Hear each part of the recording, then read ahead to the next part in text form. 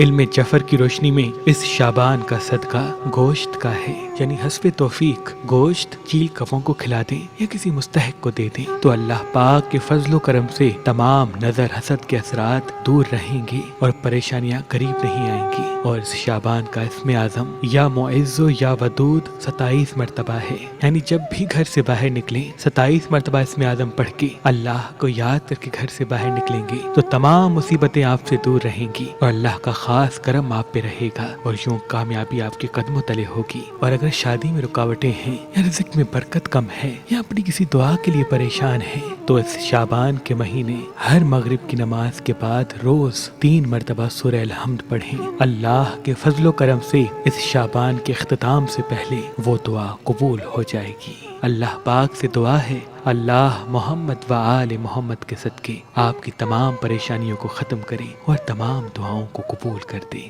آمین ثم آمین۔